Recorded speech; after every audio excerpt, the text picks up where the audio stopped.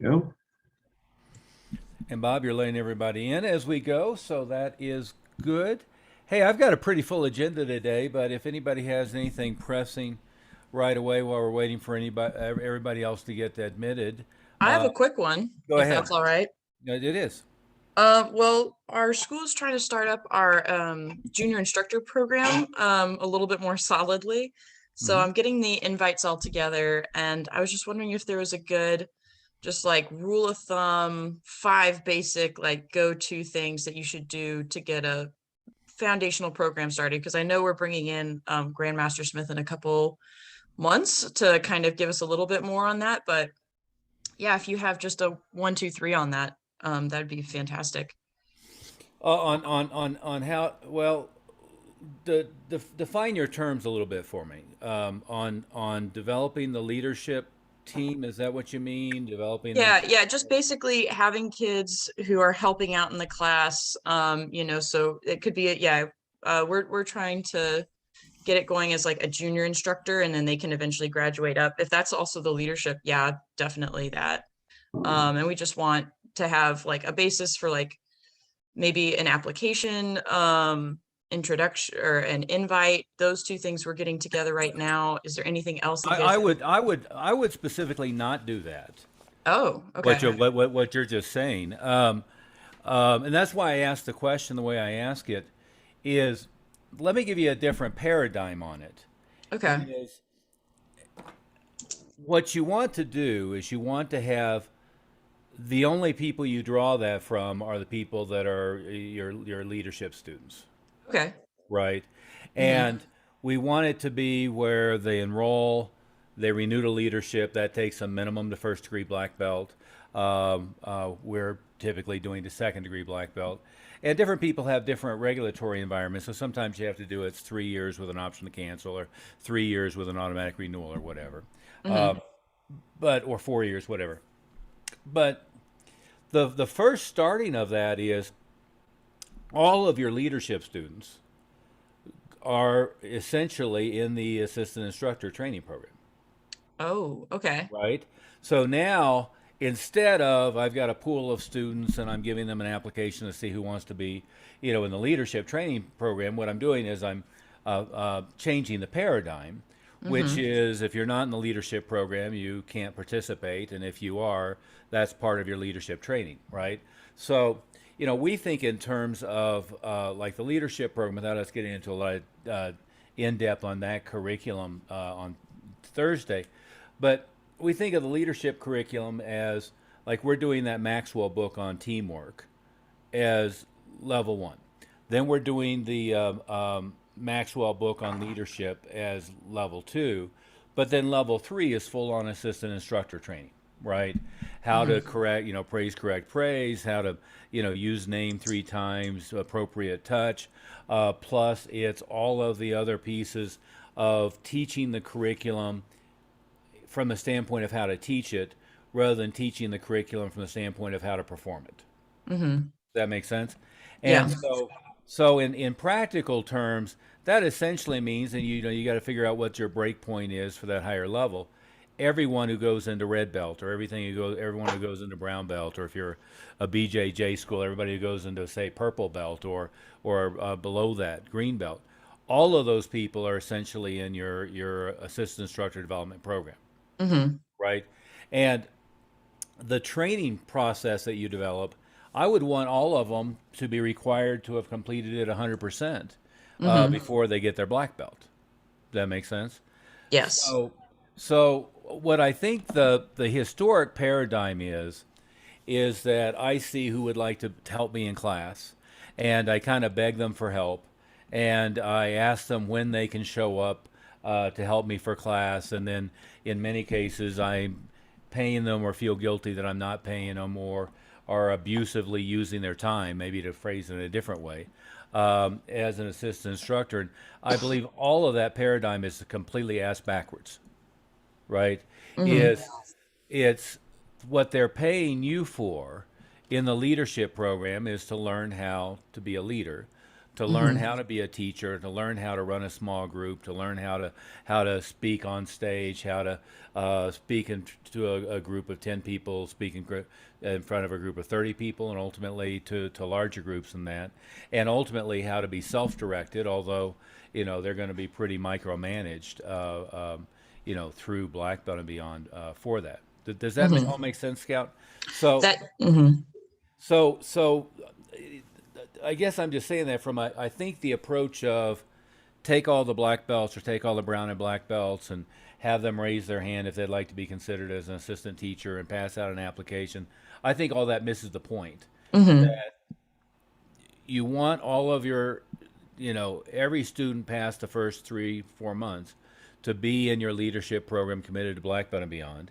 And of course, you're going to have a fallback option, and some of them aren't going to be in leadership. But then all of the things that you do at a higher level, some people still have a competition team or a demo team or all that is only open to people who are on the leadership program, right? But a mandatory part of the leadership program is a complete assistant instructor training program, and ultimately a full schedule of them coming in just like a public school teacher would do an internship. It's the same thing. They're coming in and they're basically doing that internship, learning how to assist in class, and that's part of their training process. Okay, yeah, that makes sense. And then from there, I mean, continuing on into first, second, third degree black belt, is we just have it where you need a minimum of 24 class credits per progress check, or if it's a 3-month cycle, it'd be I guess that'd be 24. But you also need 24 teaching credits, and that's just a minimum requirement to be able to progress check. So they're going to get a certain number of teaching credits. They're going to get a certain number of what would the right be? A certain number of teaching credits, a certain number of actual class participation credits in order to progress check between ranks. Okay. Alrighty. Well, yeah, thank you so much. You bet. And welcome, Master Moody, and Master Smith is again, as seems to be his fixation, Traveling. on the big silver tube. Yeah. Chewing up time. Master Lappin, quick question. Yes, sir. At what level do you have them start getting teaching credits for testing? I like that idea. That was my light went off today. Well, level 3. So at the minimum at black belt, but really we make that part of, again, without us getting too bogged down into a subject that should be better handled on Tuesday. We really think in terms of that Covey maturity continuum. Go from dependent to independent to interdependent. But then the books we tie into that in leadership development are Maxwell's book on teamwork, and then Maxwell's book on leadership. So that's level 1, level 2. But then level 3 is full-on assistant instructor training program, A to Z, and that's in our case that's the red belts through conditional black belt. But they're expected to go through a complete cycle of instructor training and be fully and completely involved. And that's what, when people come out and see our floor here, for instance, say at Thornton, they have more black belt assistants than they could possibly have any productive use for. But they're all required to be there a couple teaching credits a week, and it's just part of their testing cycles and everything else. But the paradigm shift is from I'm going to pay people hourly to come in and help to this is a part of the developmental process that you're paying for, right? And that's, I think, a very important transition and development. So anyway, hey, let's move forward with the agenda. I'm going to, Master Moody, I have a pretty thorough agenda here. You know all the points, but I wanted to kind of, in a little unusual format, just kind of chunk out a bunch of points.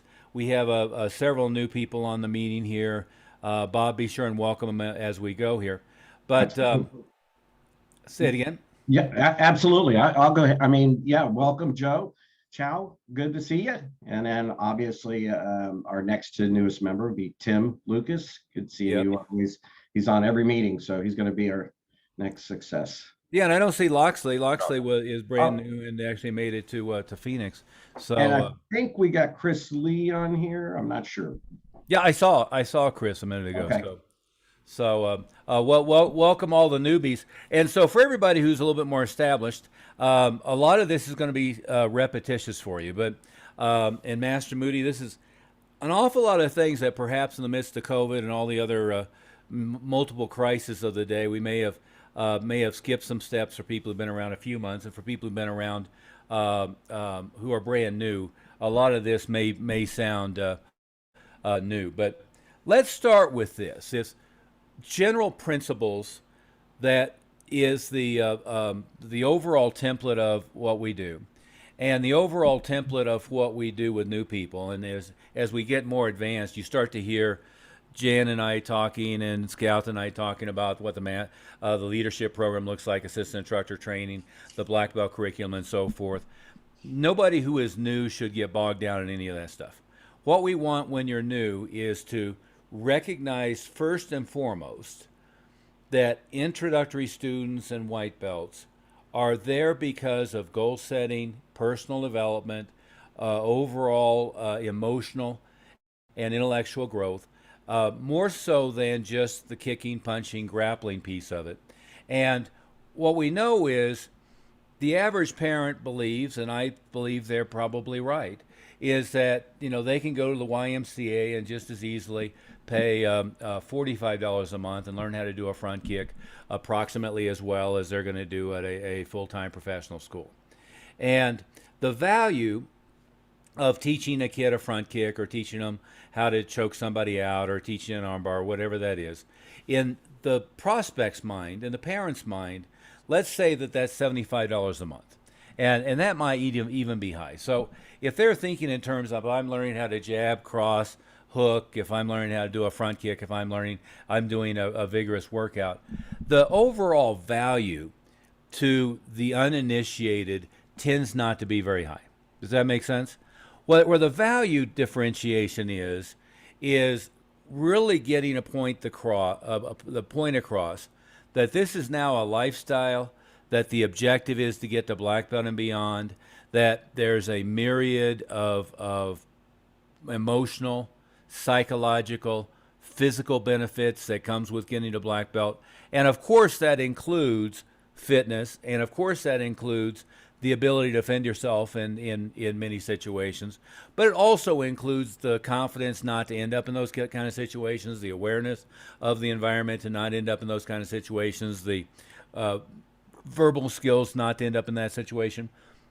But more importantly, it's the goal setting capability, it's the focus, it's the discipline to be a straight A student, to be accomplished at work, to move through my goals in my career and so forth, right? So that's number one, is a framing on what you do that's beyond the physical, and a recognition that the physical is the minor part of it. I periodically quote my instructor, Jun Rhee, and his line was, which I thought was a good one, is martial arts without philosophy is just street fighting.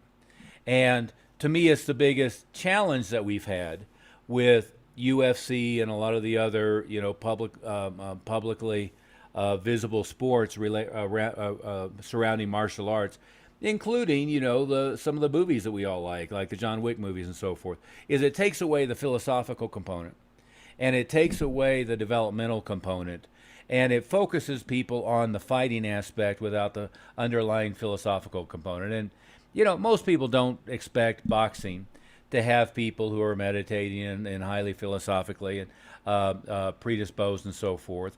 And maybe, the myriad of Muhammad Ali quotes floating around changes that a little bit, who, by the way, was a student of Jun Rhee. But generally, why a parent brings their child to martial arts and why an adult comes to martial arts is almost always either immediately or in a very short period of time. It's about the mental, psychological, emotional development components. It's about the success skills. It's about learning how to accomplish whatever they want to accomplish. And I've often phrased it this way for, let's say, an adult male. is, to me, the template is they want to be James Bond, right? They want to be well spoken, they want to be fit, they want to be capable, they want to be capable of defending themselves, they want to be successful in their career. That's the adult male version of what it is they're looking for. For a child, the child wants all the cool physical stuff, and the parent wants all of the developmental, moral, ethical, the framework to really make sure they're developing at the highest level. So that's one. Anything to add to that quickly, Master Moody, as I go through my little checklist for a second? No, I think it's a big, important perspective shift. Or the answer is yes. What I'd add is it's a big, important perspective shift that what we're selling are these outcomes that you're talking about. We're not selling number of times a week or, minutes. I'm charging this much for these guys. Sometimes, like for the little kids, maybe it's a 30-minute class, and for the bigger kids, a 45-minute. Well, it's less money for these guys and it's more money for these guys. None of that matters. Yeah. And you got to get out of the mindset of you're selling time or number of times a week, or you're selling kicks and punches.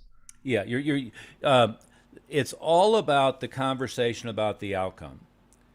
So I thanks for that addition, Master Moody, because I don't think I made that clear. Is when I'm talking to a parent, the tuition is about creating a child that's immune to negative peer pressure. It's about creating a child that's confident in situations. It's about creating a child that's not going to be intimidated going to high school, going off to college. It's about creating a child that's going to be able to focus and be disciplined and, do their homework, and also a child that's going to be able to interact with other kids without either being bullied or being a bully, right?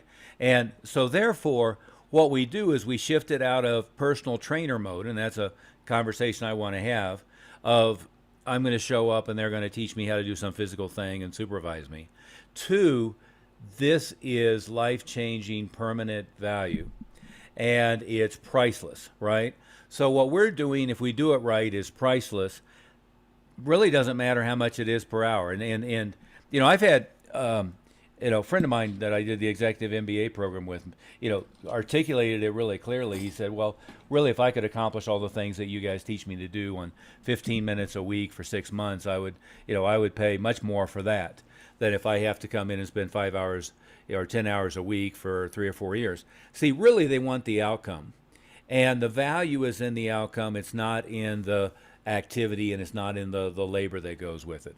And that, Mass Moody, to expand on what you just said, is if they have to come to class an hour and a half every day for 7 days a week, we might perceive giving them that much time as valuable. They perceive it as an impediment. They perceive it as an inconvenience, right? And the worst thing to do as we get further into the program is ever present coming to the school a third or a fourth time a week as a value proposition. It can always be they can come more if they want to, but the value proposition is in the outcome. And really, the more efficiently you can get them to that outcome, then the happier they'll be in most cases. So let's move to point number 2. So point number 1 is you want to shift the whole paradigm of what you're doing to proving the value, proving the outcome, and it's about emotional, psychological, personal development. Clearly the physical, the health, the coordination, the self-defense is a component of that. But it's only a component. In fact, frankly, it's the least valuable component. And the pure physical is stuff that doing a front kick, they can get at the YMCA for $45 a month. And getting in shape, they can go hire, a college kid who's a personal trainer who has 6 weeks of training, and do that for a very inexpensive amount too. So neither one of those, in their mind, coming in the door have the kind of value you might think it does, right? So that's number 1. Number 2, tuition is, Jan, you said something very powerful on Tuesday's meeting. You said, actually, in the last few months, your active count has been down a little bit, but your gross has been up. And your gross has been up because you keep moving the tuition up. And by the way, what happens, and again, you're in the, between 300 and 350 active students. If I remember correctly, 325 or something like that, right? So At 325 active students, you're grossing 125,000 a month. And what happens is most schools look at a school that's doing 50,000 a month and they think, well, they must have 500 students. And I got to tell you, it's much more profitable to gross 100,000 a month with 300 students than it is to gross 100,000 a month with 1,000 students. And see, volume is not your friend. Is what happens with high volume is you need a big staff, you become less efficient, it's harder to know people's names, it's harder to keep track of them, and you end up in, my friend Tim Kovar's, Dave Kovar's brother, he used to coin it for his school as feeding the beast. You end up in this feeding the beast mentality. And see, what most schools do is they have their mission is to have a really big school. They think their retention is as good as anybody else's, and it probably is better than average. But then they end up in feeding the beast, meaning in order to stay at 600 students, they need 40 or 50 new students a month. And you'll hear from time to time industry averages are 7 to 8% a month. Well, that's industry average, but industry average is broke. Our industry, the average in the industry is somebody who works part-time, who is not very bright about the business, usually is not a particularly good instructor, who's turning over their entire student base at least once a year, and usually more frequently than that. So oftentimes they're turning over their entire student base, what would you say, Master Moody, every 6 or 7 months? Exactly. And, well, that's what 8% means. Yeah, exactly. Every year at least they're turning it over, and I think the industry average is higher than that. Yes. And so if you look at that, so the point of this is we want to do two things at once. We want to raise the tuition. We want to lower the dropout rate.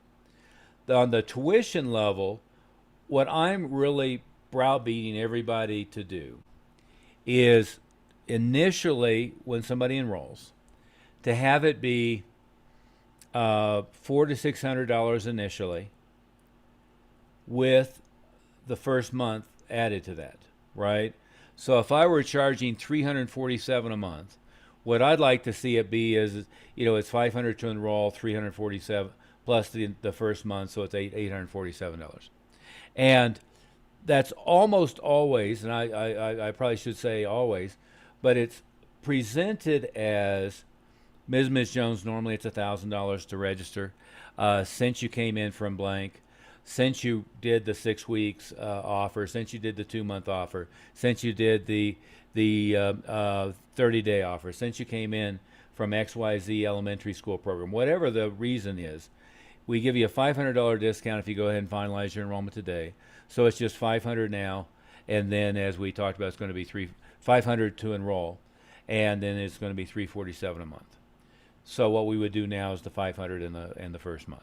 So going through quickly, from a tuition standpoint, is going back to what Jan's comment was a minute ago, is we have yet to see anyone who has raised the prices beyond what the market will bear if they do a good job at intro enrollment conference process, and if they do a good job of keeping focused on the developmental rather than just the physical, right? And Jan, I don't know if you've been around for quite a while now, Master Moody. I think our only limitation always has been getting the owner and then the staff to believe it. We have yet to get to a point where it messed with the enrollment ratios. And in fact, usually raising the price improves the enrollment ratio. Now, the exception to that is what I said a minute ago, is if you're not focusing on mental, emotional development as opposed to purely physical, and if the staff don't truly believe it and have role played and got the tonality and the body posture down, and if the owner doesn't truly believe it, if you go launch something that you don't believe in, you'll sabotage it. And if you're, in essence, if what the parents hearing is we're charging you $497 a month to learn how to do a front kick, then that's going to fall on his face. Jan, what would you add to that quickly, since you've been through this cycle? And I would just have say, argued with me every step of the way, I might add. I have. I was afraid to raise my rates every time I raised them. So what I did is I did it the hard way. I raised it a little bit each time, but I had to get my head around it. I had to believe, that we were worth it. And I know we're worth it, but it's ditto. What you say is absolutely true. Yeah. Master Moody, anything to add to that? Yeah, and one thing you said in there that was embedded, I want to clarify the idea that you have to be really good at communicating the outcomes is really important, but don't wait to be good at that before you worry about raising your prices. Even if you were not perfect at it right now, and you were still, struggling with being awesome at explaining the outcomes, and you're still teaching, you still kick and punch, and well, that's what you're going to do anyway. But your classes are not what you think they should be, based on what we're talking about. If your presentation is what you think it should be, if you don't think your school is looking the way it should be, you could still raise your prices, and it will likely have zero effect on your closing rates. Now, we want you to fix that, but you're probably still undercharging. So it likely that won't be the issue. The bigger issue is what Master Oliver said, that you just need to believe in it. And the people that we've had that have started with us and they just went, oh, okay, I'll charge $300 a month, ended up just fine, and there were no problems.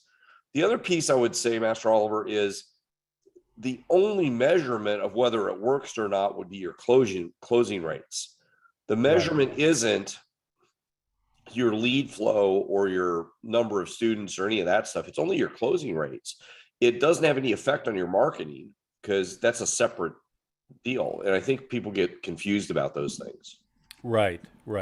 Yeah, and let me add to what you just said, Master Moody, or emphasize part of it, is you don't wait till you renovate your facility to raise your prices. You don't wait until you've fixed your curriculum and completely redone your first year curriculum and completely created a black belt program and a leadership program to raise your prices. You don't wait until everything's perfect to raise your price. In fact, Joe, it's back to a conversation we had earlier about grand openings. The best time to do the grand opening is when everything looks like crap, and you can put pictures and the blueprint on the wall, and you say, here's what it's going to look like. And for the first 50 students, here's the price. And then for the next 100 students, here's the price. You just launch, right? So Master Moody, we see that a lot of times, and people say, well, we're really working on the white belt curriculum to really make sure we're doing a high level of personal development before we raise the prices. Or they ask the wrong question. They say, well, what is it I need to do to my program to make it worth that? Well, I'll ask the question from a different way. If you were to sit down with every black belt you've developed, and again, to repeat myself for a lot of you, but let's say I did my old conversation, that $1 million letter. Suspend disbelief for a second. Assume I have a time machine. I can put you back to the time that you started in martial arts, made the decision to move forward, and you can now make a different decision. So instead of moving forward martial arts, I gave you back all the tuition and all the time. Would you make a decision to do something else? And then if I gave you back all the money, gave you back all the time, gave you $100,000 plus the money and the time, would you do something else? How about $500,000? How about $1 million? Well, if your black belts would respond, no, this was priceless, this has been the best thing I ever did, I just love it, I would never have made a different decision. If they truly do, that means your program is already worth, what, $1 million or more, right?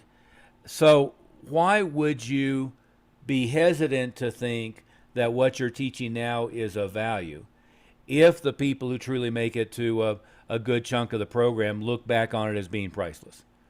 Does that make sense? So what you have to look at is how valuable is the outcome? And then you keep getting better and better and better at, what the NLP crowd would call future pacing, at explaining the outcome. And we explain the outcome through video testimonials. We explain the outcome through example in the school. We explain the outcome through stories. We explain the outcome through written material that talks about the developmental process. But honestly, if I'm as a parent and picturing my 7-year-old as now valedictorian, off to West Point, off to Harvard, never getting involved with drugs, which, but just that anymore is a biggie with the way things have been going. Never having a problem with being picked on, never having a problem with being a bully, but never ever having a problem being bullied, and is confident in all situations. Well, all I have to do is get that picture in the first 30 minutes of the conversation, and now whatever price you tell me is fine, right? The only limitation is can they afford it or not? Not are they willing to pay it? Does everybody understand that? And so the other element of this, and everybody write this down because this is important. It's irrelevant what any other martial arts school in your state charges. It doesn't matter. Now, psychologically, here's the deal. If somebody does go and compare, again, not to speak ill of our industry, but I mean, I've been in it long enough to have a pretty good opinion about it and interacted with enough schools. Most martial arts schools are horrible. Most people running martial arts schools are part-timers who are mediocre teachers at best, much less have any better perspective on any of this stuff. Some of them have big signs on the window that says self-esteem, and then in reality, they don't really have a methodology for teaching any of that stuff. Do I overstate the case, Master Moody? No, you don't overstate it at all. Yeah. Number one, you should be so much further head and shoulders above anybody else in town that if somebody goes and compares, they come back. And if we have time, I'll tell a couple stories I have about people who actually did that. But the second thing is 95% of the people that you have come into an introductory class are never going to go shop. It just isn't what happens. The psychology of them making the purchase or deciding to enroll is basically whoever gets to them first. They make an appointment, they come in for a couple lessons. They first decide, is this an activity we'd like to do? Did we enjoy the class? Did our son, daughter enjoy the class? Is it something we want to do? And is it something we can prioritize in our schedule to do? Then they make the decision of, do they like you? Do they like you, your staff? Do you seem honest, sincere?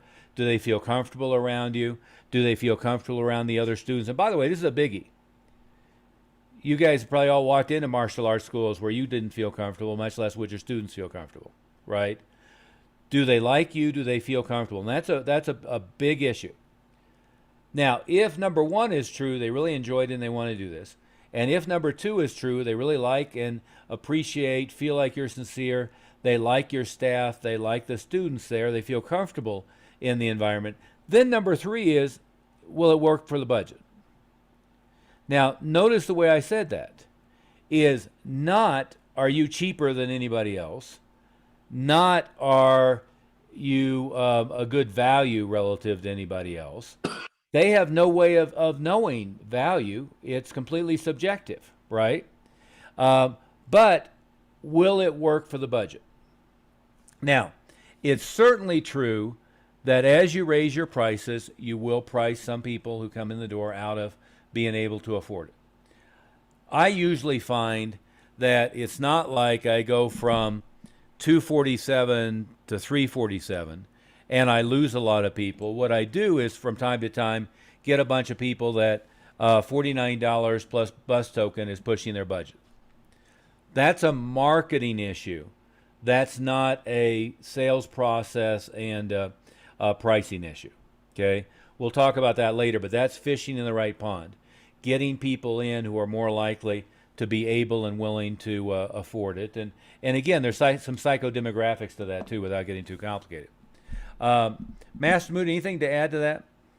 Well, I would say it's rare that you're really pricing people out any more than you were with when you're charging $100 a month. Right. I mean, I think that in most cases, especially for you guys on the call that are just starting to work with us, your sales process is improving at a greater exponential rate than your pricing increase is compensating for. In other words, you probably weren't doing the sales process properly. Now we're fixing that, and that's probably getting a higher close rate to compensate even more than the difference in the pricing change. if that makes sense. So, if your old process was they came in with the $20 special and you took the $20 and you waited 2 weeks till the end of the $20 special and then tried to close people, well, half the people quit. They didn't actually make it to the end of the 2 weeks anyway. And then you ended up with, some people enrolling and, well, okay, just nobody objected to the price at that point because it had already been filtered out. You might be deluded into thinking your sales process was okay at that point. It really wasn't. So we're really going to improve your sales process along the way as well, which is one of the other points, having an 80% close rate from the front, from them walking in the door the first day. Yeah.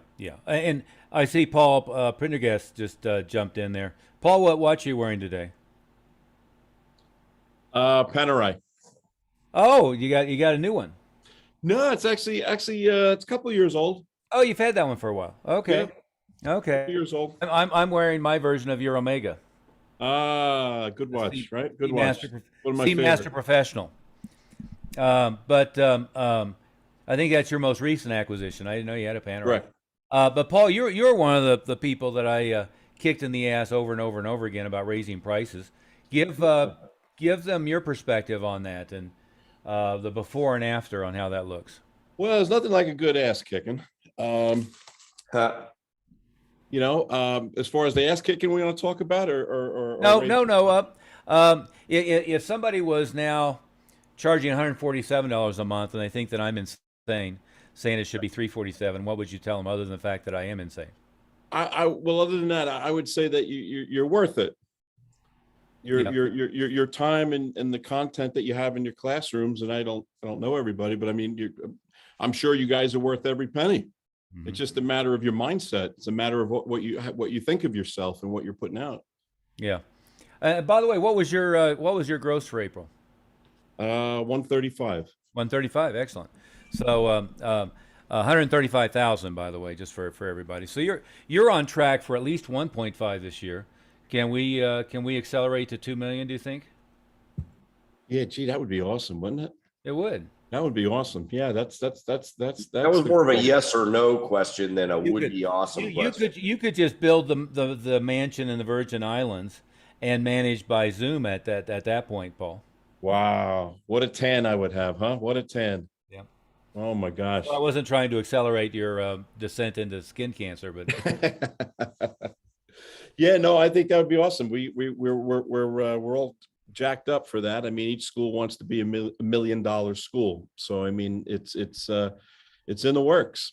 Excellent. It's in everybody's mind. So we just got to do it. Put some hustle behind the muscle and just make it happen. There you go. Sal is lobbying for, which I already agreed we'd do, is the Top Gun. Let's do it. The Top Gun trophy, and the Top Gun trophy. By his definition, is the first single school to hit 2 million. Okay. Which right now, momentum-wise, is Jan or Tim, I think, or maybe Dean Romanelli. I think they're in the dead heat at the first single school that might well be momentum-wise towards 2 million. Fantastic. So.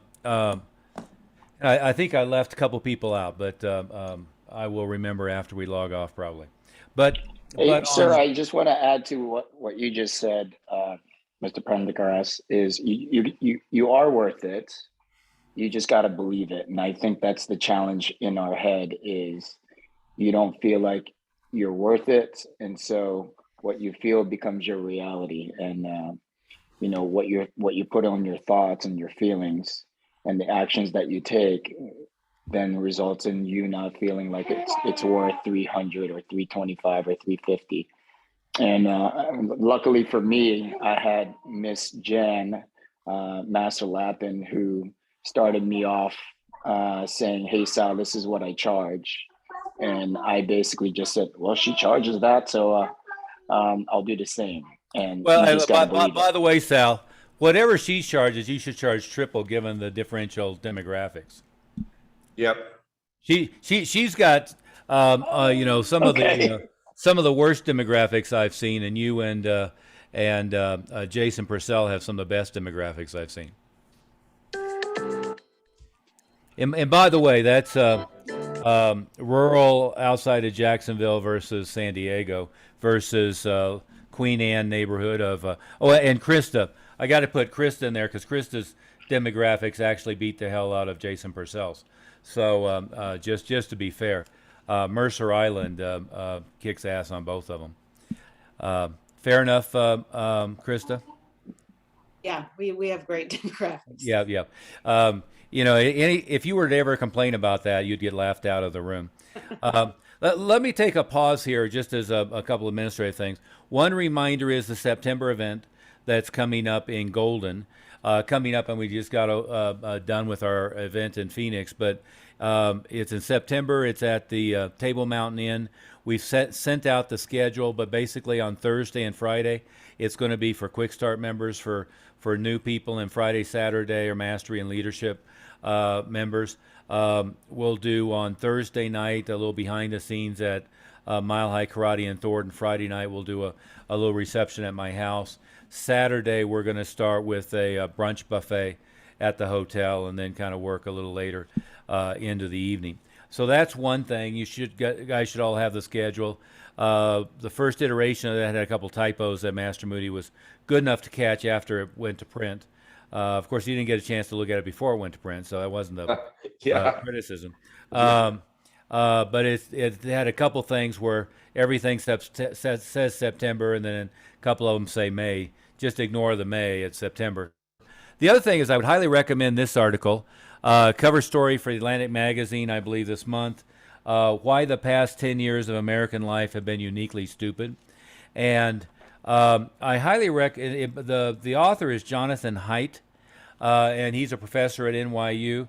But he wrote the book, The Coddling of the American Mind. Why good intentions and bad ideas, something like that. I forget the rest of the sentence, but why good intentions and bad ideas have led to the something. But this one, this month's issue of Atlantic Magazine, I posted the link. It's all online. It's a good one to print out as, turn into a PDF and give out to all your staff and give out to all of your black belts, because it really kind of explains some of the stupidity that's been happening in recent years at a very credible academic analysis level. So this is not, this is not something out of a left or right wing crank perspective, but this is a very credible professor who's been looking at these issues for quite a while. Okay, so our point number one is focus on the developmental, not just the physical. Our point number two is ratchet the tuition levels up way beyond what you're comfortable with. And make sure that in your enrollment process, intro process, the emphasis is on the developmental, future pacing, and proof. Emphasis is not on mastering the kick or the choke or whatever it might be, right? Point number three is you never get good at anything without keeping score. And I don't care whether it's bowling. Imagine you went bowling, 3 times a week forever, except you never saw how many pins you knocked down and you never saw what the score was. What's the likelihood? So if there was if they immediately put a sheet over the pin so you didn't see how effectively you did it, and they didn't keep track of the score for you, how would it be? How would your progress be? Would you be tuning and tweaking each time you went up to the lane, or would you likely 2 years later, 3 years later, 4 years later, maybe be marginally better, but you really wouldn't be any better to speak of, right? Is if you look at major league sports, and some of you are into baseball, basketball, football, anytime I use a sports analogy, people cringe because I don't like or know anything about any of them. But all of those major league, multi-billion-dollar leagues where people are getting paid into the tens of millions of dollars if they're a star, they're keeping track of everything. I had a long conversation, Carl Mecklenburg, who was a star of the Denver Broncos. He's on the Ring of Fame. He's, I'm told, should be eligible for the Football Hall of Fame, multiple Super Bowls, multiple Pro Bowls, etc. I was having a conversation with him, And it was an interesting conversation. He was coaching his son's high school team, and he made a comment to me about how much different it was than, what his experience of football was. And I said, well, what's different? He goes, well, this is a very high-end little, private high school, and they have a bunch of stuff going on. You have to motivate them to show up. You have to cheer them on. You have to get them to all hyped up about it, and you have to do. I said, well, what was being a pro like? He said, well, you play the game, and then you go in on Monday, and the coach, gets out the film, and you watch the film. You're part of the film from the game. The coach yells at you for an hour or two, tells you what it is you need to go work on. Then you go work on all this crap that he yelled at you about for the week, and then you go play the game again. And I asked him a question. I said, what do you think is the biggest difference? He said, well, one of the differences is you walk in the locker room and there's 5 people who want your job. And then if you look in reality, there's a line of 200 people, any one of which would die to have your job. So one of them is in sports, what's called bench strength. But the important criteria of the development is keeping track of every minute number. How many inches you gained, where, what happened on each play, how the numbers line up, keeping track of everybody's numbers, and then holding them accountable for improvement every week. Does that make sense? Now, our version of that starts with how many leads did you have? How many of them did you convert to appointment? How many of them did you convert to a first intro? How many of them converted to a second intro? How many of them enrolled? How many of them had the folder conference? How many of them completed the first 8 lessons? How many of them did we get renewed? How many on a regular basis are we losing? So what's our percent dropout each month? What percentage of our white belts before they get to the first test are renewed to black belt or to leadership? What percentage of our gold belts, if they weren't, are renewed to black belt or leadership before they get to the first test? And I can go on and on. But an important component of the system working is keeping track of everything and then having benchmarks that we know are achievable. For instance, if I went out this weekend at a movie theater, and the new release this weekend is Downton Abbey, which I wouldn't recommend as one of our target movies for getting the kids and parents involved. But the following weekend is Top Gun, which has gotten just rave reviews, and it's by all accounts a fabulous movie, and it's probably one of those that grandparents are taking their grandkids to, and parents are taking their kids to, and it's going to have a wide audience. So if I was at the movie, what I know is for every lead that I get,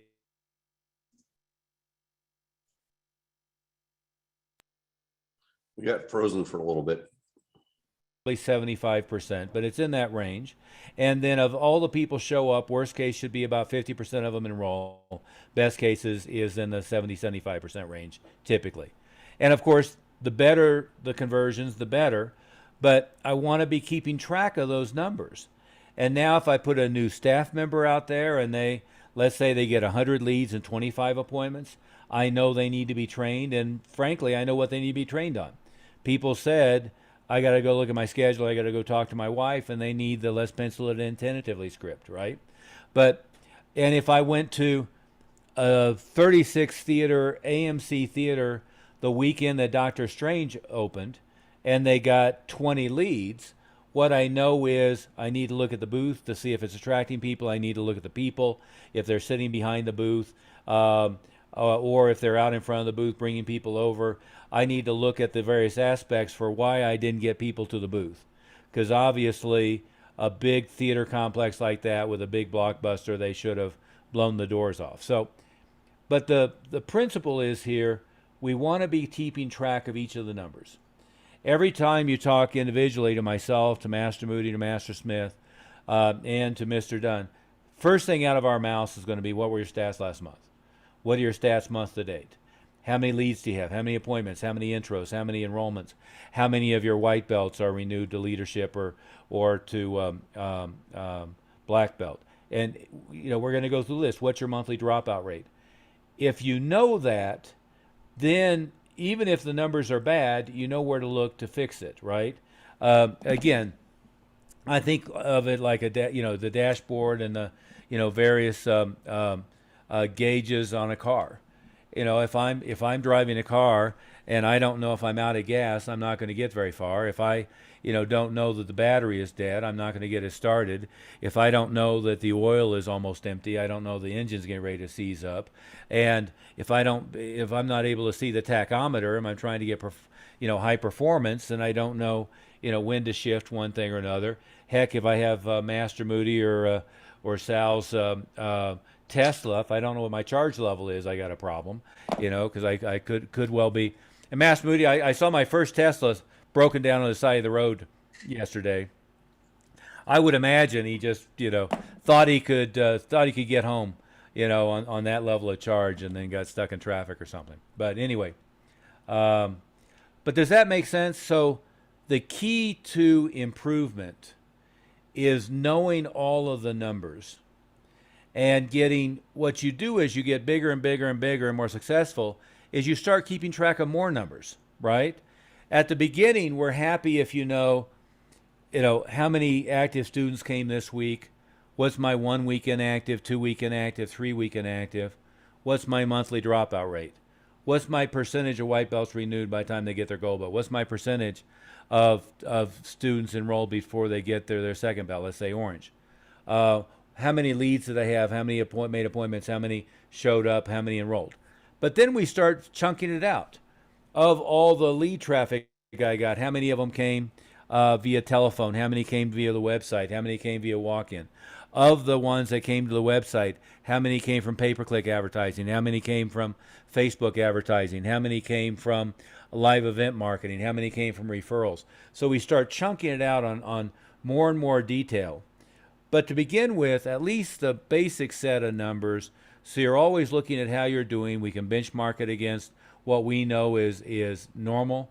We can benchmark it against what we know is really good, and then we can track it through from there. Does that make sense? So that's item number 3. So item number 1 is it's about character development, life skills, not just about physical. Number 2 is the more you leverage up the tuition and improve the lifetime value of a student, the better you do as far as revenue and net profit. Frankly, it has little or no impact on how many active students you have. Number 3 is you got to know your numbers and paying attention to it all the time. And then we track that against benchmarks to let you know if you're hitting good numbers or bad numbers. So, a simple benchmark is we want to get the dropout rate under 2%. Another simple benchmark is we want to get 75% of our students enrolled or renewed before their second belt. Another benchmark is the one I just gave you about like life event promotions is, worst case 80, 90%, 50%, 50%. Master Moody, anything to add to that before I go to my next my next point? No, let's go on to the next point, sir. Okay. Point number 4, you'll hear this one beat to death, and I hardly ever see anyone do it aggressively enough. Marketing Parthenon. The painting behind me is the facade of Wall Street. You guys all probably have the picture in your mind of the Parthenon in Greece, or, I found out there's a full-scale replica in Nashville. But the Parthenon is literally the Greek Parthenon with a whole bunch of columns that hold it up. And by whole bunch, I mean a whole bunch. Probably I should know how many. But what we've always said is if you want to guarantee you're going to get 20 enrollments every month, have 20 different marketing things going on every month, right?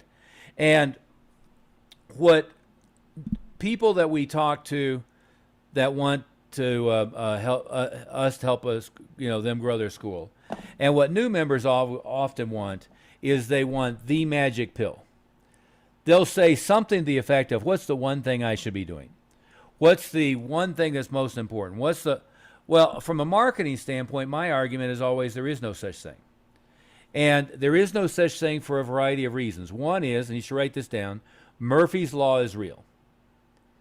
As soon as you rely on, you have the one big thing. Jan, we know that you do the back-to-school orientations. Well, in 2020, that went to hell.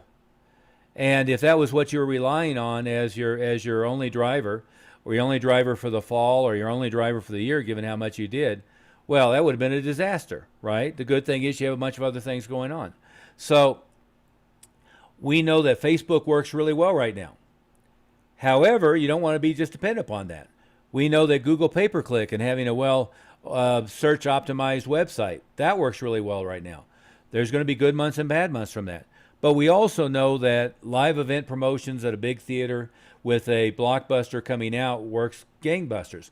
We also know a big, well-attended live event with a booth run properly works gangbusters.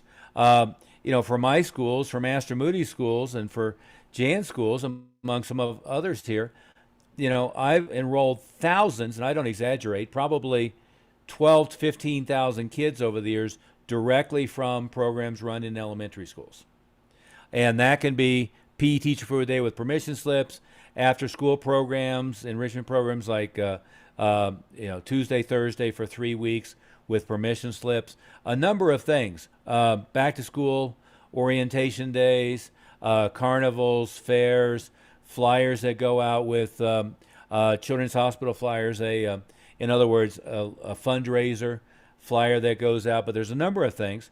But we know that that works great. However, if I was getting such great results from Facebook that I stopped everything else, guess what? Facebook has good months and bad months. Facebook, during COVID spiked, and spiked meaning it was huge results, but that doesn't mean it always stays that way. Google spiked, and there was in a positive direction, went up. Doesn't mean it always stays that way. Search has a pretty high variability month to month. And frankly, so does social media. So what you want to do is build the Parthenon. So we want to have once you're over 100 active students, we want to have a bunch of referral systems. Now, by referral systems, I mean not you're teaching good classes hoping that your students send you somebody, but that you have birthday parties, pizza parties, activities where one student brings 20 of their friends. And you have ninja nights and board breaking day and movie nights and parents' nights out. In other words, events where 40-50% of your students bring an average of 1.5 students apiece. You want to have a requirement that a friend come as a witness for their Belk graduation. So now you have a referral system for filling the place up for the Belk graduation for the first year and getting the friends' names, getting their contact information, scheduling them for an appointment. So that's just 3 examples of types of referral systems. There's a bunch of others, but that's a good start.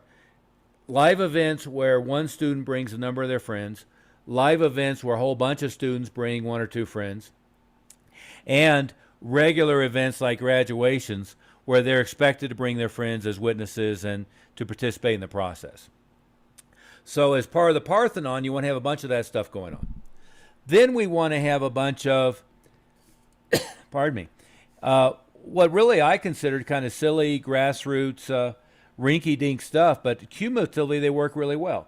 One of the first marketing things that I did for my own schools when I did grand openings in August of 1983 is I went and bought a bunch of brochure holders, and I printed up what I thought at the time were really cool trifold brochures with a really powerful offer, powerful headline.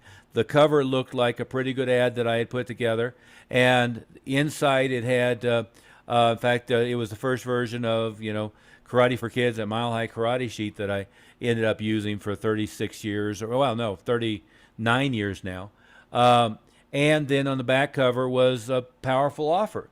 So one of the first things I did is put out hundreds of those holders and put out trifold brochures. Well, nowadays we consider that rack cards, and oftentimes we don't do trifold brochures. What we do is full color cards printed back to back. But we know if you have 200 or 300 locations, it costs very little. Getting them out the first time takes a little bit of effort. Maintaining them doesn't take much effort. But it's good for 3, 4, 5, 6 enrollments a month. Add to that bandit signs, and they're called bandit because they're most places they're illegal. And I mean illegal like they're going to throw them away, not illegal like you're going to end up in handcuffs. That's an important distinction, by the way. But you get bandit signs out. Big banners on the front of the school. You look at the front of the school and you put signage on the school that, one, if you're not there, gives them QR code, code to take them to an offer page, gives them the phone number to call, perhaps one of those Ring doorbells so they can ring the doorbell and ask questions right then and there, a brochure holder on the front door, window clings that cover all the windows. Now, I'm always careful to say that because I don't want it to be when classes are going on where they can't see in. But I do want it to be where the windows are covered with colorful testimonials, offer, drive to website, drive to phone number, etc.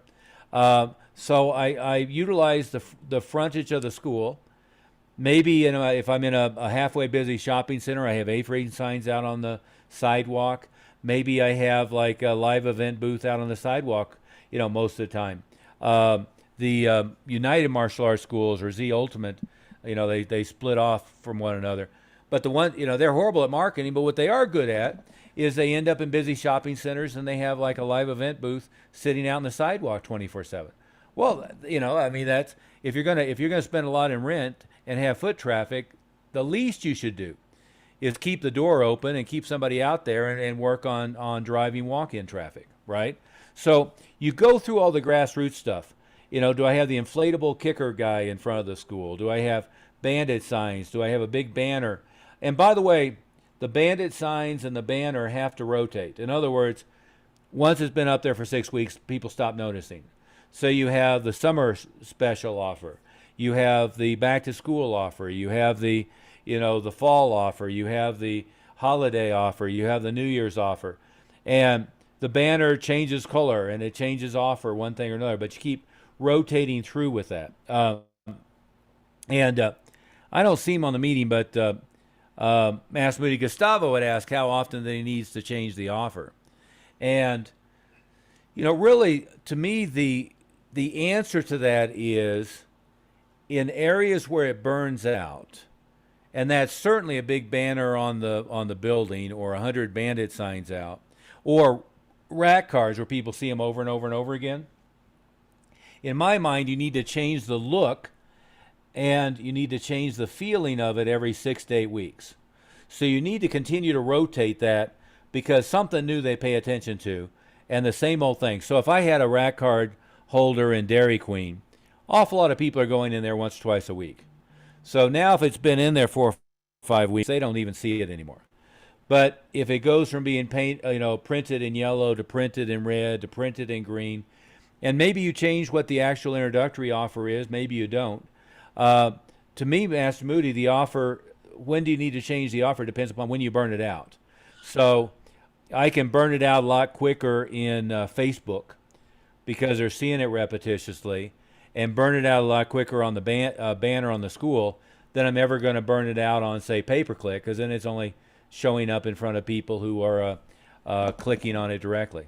What would you add to that? And when we're watching that, the nice thing about that's one really great thing with online marketing is we can look and see what the conversion rates are for offers, and a lot of times those stay pretty stable for quite a long time. And if they start to drop, then we can change the offer or split test the offer, and that's what's great about being able to monitor that stuff. Now, where the not to get into off the topic, where the traffic comes from is harder to monitor online now, of course, because of Apple's privacy issues and things like that. But so it's not as specific as we used to be able to be. But a lot of times, I think what people want is, and what Gustavo wanted, and what a lot of people want is, what's the magic answer? Should I rotate offers every month or 2 months or 3 months? And the answer is, it depends. It depends on when the offer gets stale, and you can't just magically rotate an offer, and there isn't a particular magic offer.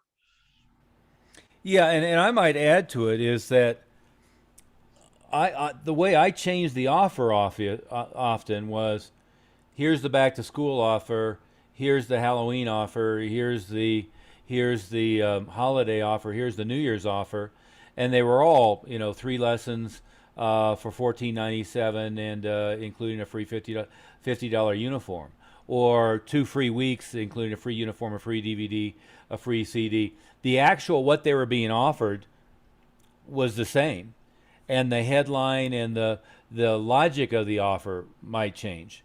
so that it was timely.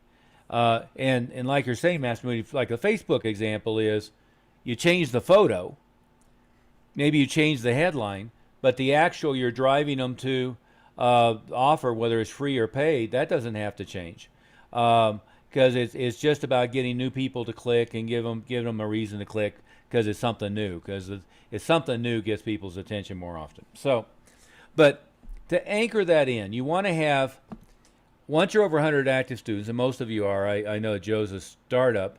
You used to be there at the school you sold, but when you get over 100, you want to make sure you have 4 or 5 referral activities going on a month. You want to have a bunch of grassroots stuff going on every month. You want a bunch of community outreach activities going on every month. In other words, I'm working with Boy Scouts, with Girl Scouts, with local churches.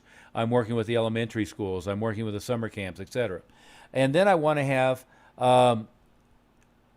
online, pay-per-click, search, Facebook going.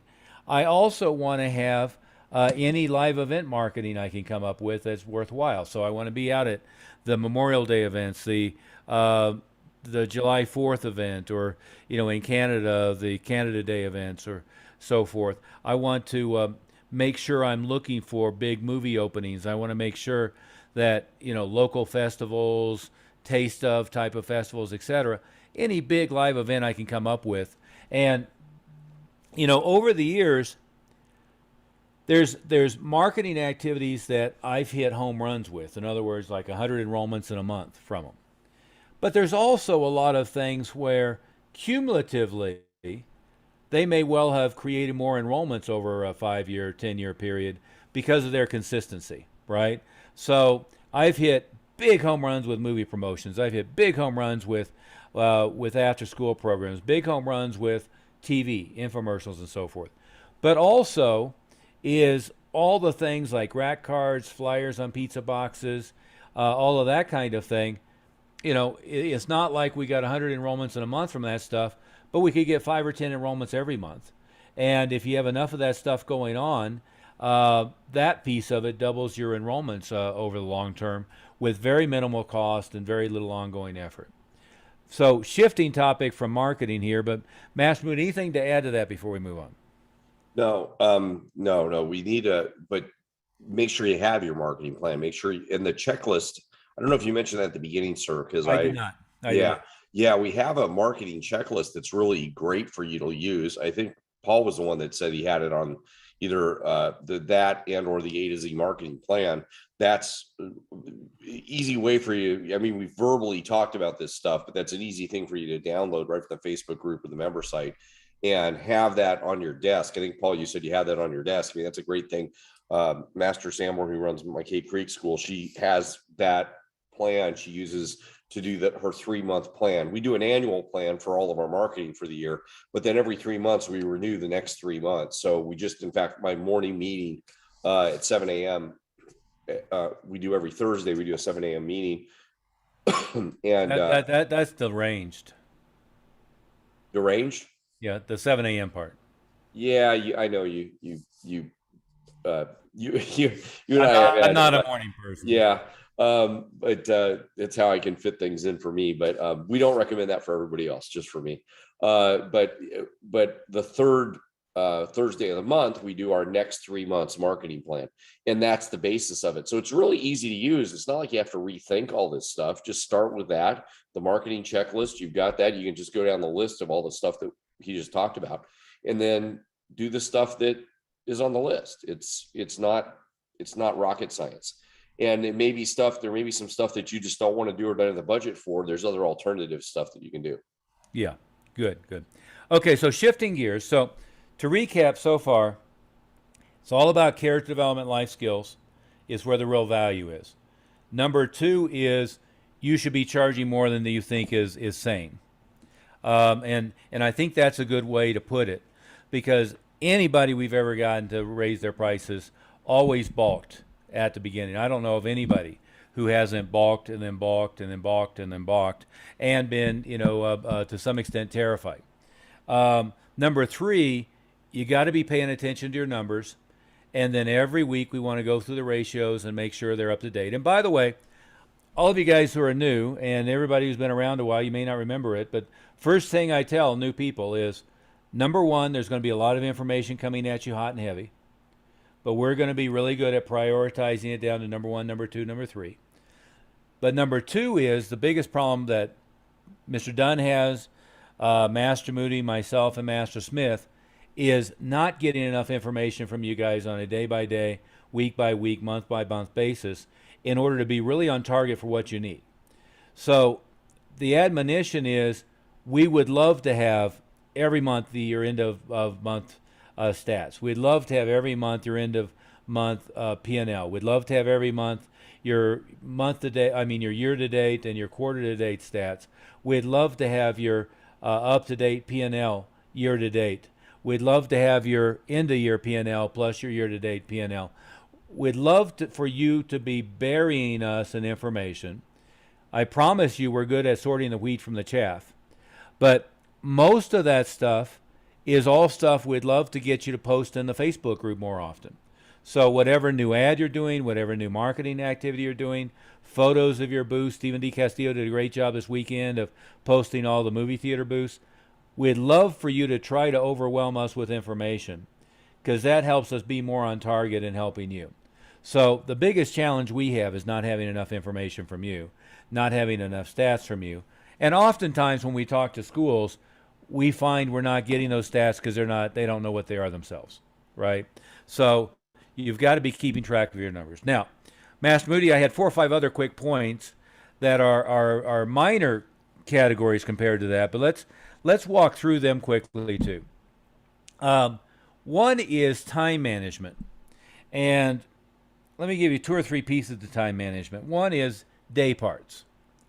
What we know for you and your staff is from the time you get up, whether it's Master Moody's Insane 5 a.m. or whether it is my less insane 8:30 a.m. From the time you get up until the school gets into prime time, I've always considered that Monday through Friday to be about 3 o'clock. From when you get up to 3 o'clock, that's marketing time. And or it's time for you to, go have lunch, work out, one thing or another. But the time that you work during the day through the week should not be on administrative stuff. It should not be on cleaning the school. It should not be on scheduling privates. It should not be on scheduling noon classes. It should not be on having a 8 a.m. aerobics class or, a yoga class or something. That should be marketing time. And what you do with marketing at the highest productivity level is you're talking to the principals at the elementary schools or the PE teachers. You're talking to the human resources department at the major employers in your area. That's the type of thing that's the highest leverage. You're talking to the directors of all the local daycares. You're talking to the directors of all the summer camps. So the highest leverage is you're talking to one person that has tens, hundreds, or thousands of people that are prospective students for us. If that's not what you're doing a PE teacher for the day, or you're out doing a class for the major employer for their employees. And if that's not happening, you're placing bandit signs and rack cards, and or you're talking to the district manager for Domino's Pizza and getting flyers on the boxes. You're talking to the district manager for Pizza Hut and getting flyers on the boxes. You're talking to the Papa John's and so forth. So you're doing what in a marketing sense is called host parasite or host beneficiary relationships, meaning business to business, getting them to help you promote them, you're helping promote them. Or you're going to people who have corralled a whole bunch of your prospective clients, and you're doing something for their students, their campers, their daycare kids, for their employees. So, but all day, every day, to the extent that you're working and your staff is working, which you have to work quite a bit until you have a lot of critical mass, and then you can, then you can be Jan and Paul and spend a good deal of time in the Virgin Islands or playing with your horses or whatever it is, and that's. And by the way, for both of you, that's a compliment, not an insult, right? So want to make sure, Paul, I appreciate your time in the Virgin Islands. In fact, I'm encouraging you to buy the castle in the Virgin Islands and just manage the school from there, because why the hell would you ever want to go back to Brick, New Jersey? Nothing against your hometown, but I've been in that area. You are right. Yeah. Well, you've got like 3.5 months of good weather a year. Oh yeah, absolutely. Yeah, spring and fall are good. Yeah, spring and fall are good, and then now it's been raining here for like 4 days, so it's we get all 4 seasons in 1 month. Yeah, we're about 70 and sunny, and it's supposed to snow tomorrow. Yeah, that's Wow. about right. Yeah. Yeah. But anyway, so daytime should be marketing time. Then prime time is intros, enrollments, retention, renewals, is the business piece you're getting done, right? And then of course you've got to teach the classes, and that's why one person by themselves has a hard time doing all that kind of stuff. Certainly once you have critical mass of students. But you've got to have focus on getting everybody in for their intro, enrolling them, getting all of the, making sure you touch base with every student as they come in to tighten down retention and to get every white belt renewed.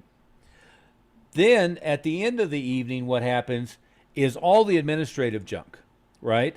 There are things that have to happen. You sign a new agreement, you got to get it set up for billing correctly. You sign a new agreement, they need an ID card.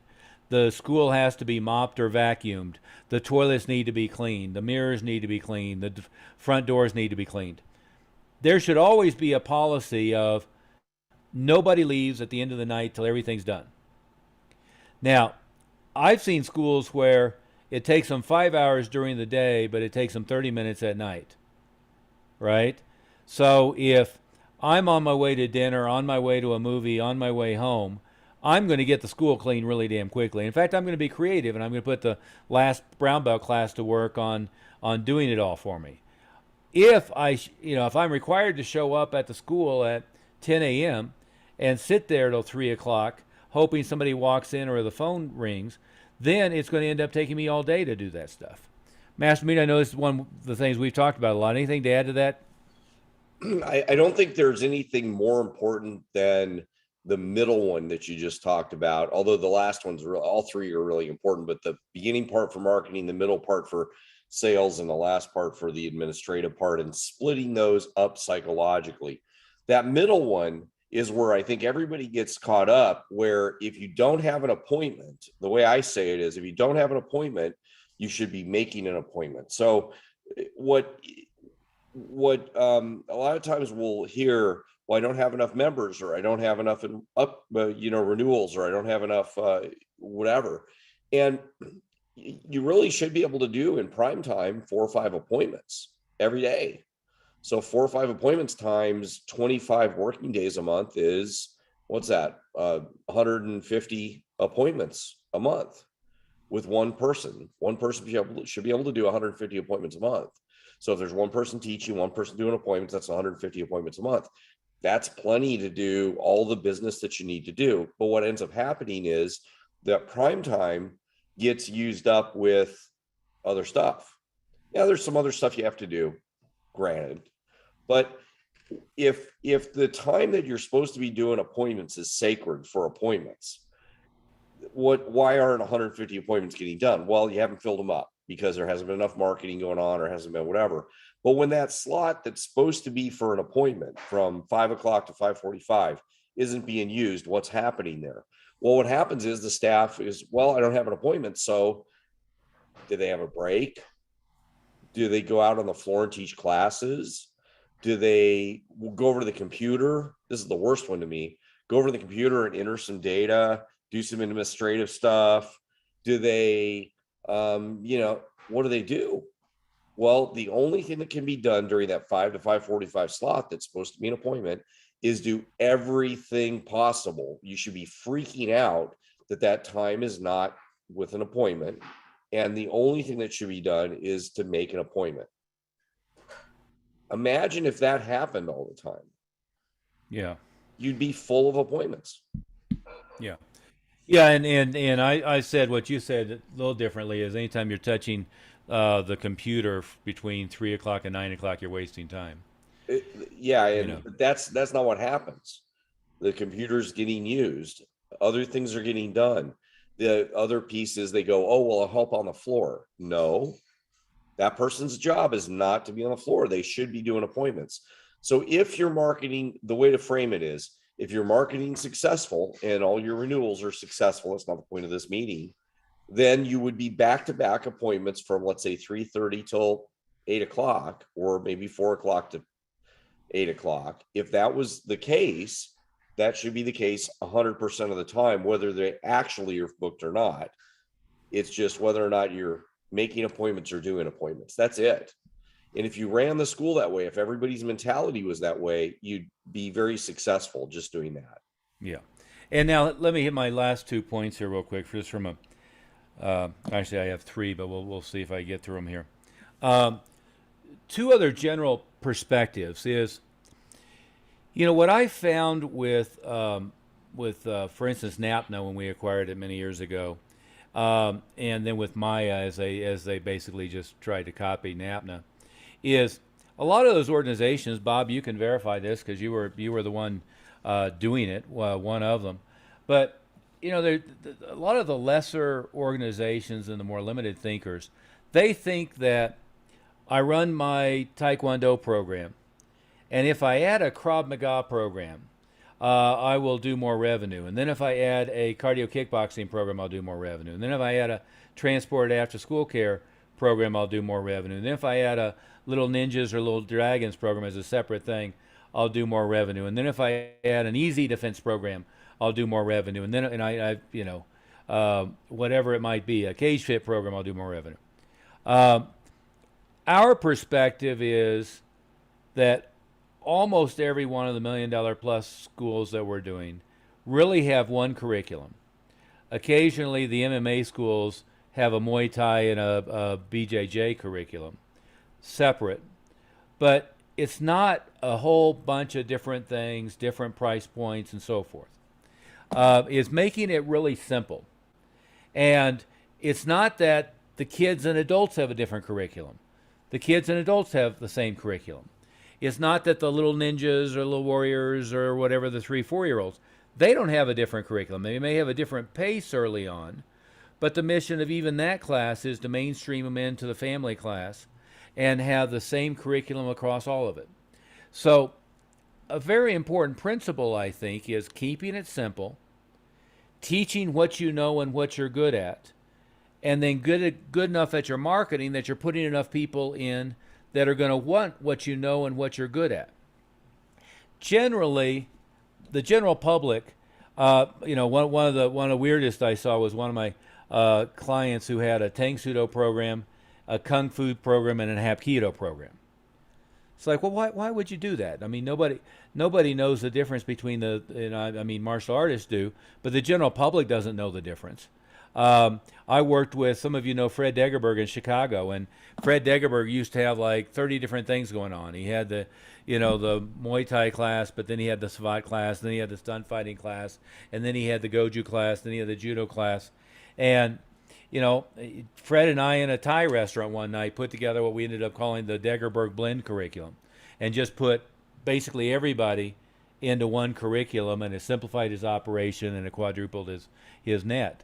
So we're always focused on simplicity, minimizing the number of different moving parts you have. And the other element of that is almost always completely eliminating privates. And we can say that in a couple of different ways. We do a lot of work with Billy for 10 minutes to get him back up to speed. Spotlighting Billy, spotlighting Joe, in order to prep them for the renewal. Working with them individually because their attitude and enthusiasm has been down, get them sparked back up. But we never do trading dollars for hours. Master Moody, you remember I forget if you were there at the time or not, but Eric Williams. We had Eric Williams, and he and his partner High run one of the biggest BJJ schools in the world in Houston. And I had been hammering him and hammering him and hammering him to stop doing privates, especially for him to stop doing privates. And to give you a sense, this was I think they were doing $4 million a year. Their main location was on Westheimer, was doing 80 to 100,000 a month. But an MMA school, but predominantly Brazilian Jiu-Jitsu, but they also had a Muay Thai program. And he told me this story one time, and it was in a meeting, and he said, you know, what you were telling me finally rang true. And what he was doing is he was charging $100 an hour for private lessons. And he had this guy he was talking to, and I forget the full details of the story, but it was a gentleman that Chuck Norris had referred him to that lived in Dallas. And this gentleman was coming to train with him once or twice a week. And one day on the offhand comment, the student that he was charging $100 an hour said, I need to get going because if I'm not back at the airport in 10 minutes, they're going to charge me another $1,500 on the tarmac. And what he was doing is the gentleman was taking a Learjet from his near his office in Dallas to Houston, hiring a car, coming over to train with Eric, and then taking the jet back. And each time he took a private lesson, it was probably costing the gentleman, what would you guess, Master Moody, $3,000, or more. Oh, it sounds like 10 grand. I mean, it was $1,500 for the tarmac for an hour. Well, right, yeah. Just the gas for the jet. It's a short flight, but I mean, still. And he said that was the first time it ever dawned on him. But my rule of thumb is this: if you're gonna, and everybody get a calculator out and go through this with me, if you're gonna be Jan's school, or Rachel's school, or Paul's school, or Tim's school, or we can go through the list, Dean Romanelli's school. Here's the numbers. If I do $100,000 a month, take that number, divide by 4.2. Now, somebody give me what that comes out to be, because I don't have this in my head. What's 100,000 divided by 4.2? It's a little less than 25,000 a week. Was it 22.5? 4809. Oh, Okay, so let's say 23,000. Divide that by 6 days a week. So what is that? 3968. 39.68 a day. Okay, divide that by 8 hours. About $500. 496. Yeah.